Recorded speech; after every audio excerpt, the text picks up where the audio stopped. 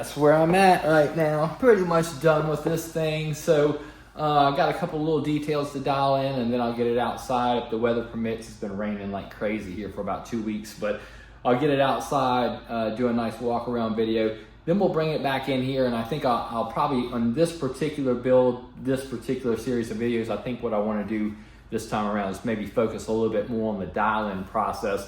Most of these games that I do, there's not a whole lot of dial-in to deal with. You know, you put together a fun house or something like that, you kick it around, you adjust one or two things, it's out of here, it's ready to go.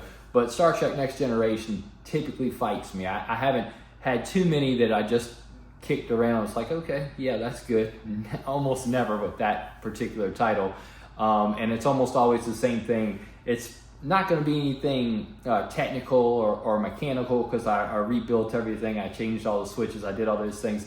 It's usually going to be something physical. The ball's not loading into the cannons properly. The ball's not coming around the loop properly and going in behind the drop target. The ball goes into the subway and doesn't come out. And so there's just a lot of that kind of thing that goes on with Star Trek Next Generation. It's kind of famous and notorious for it.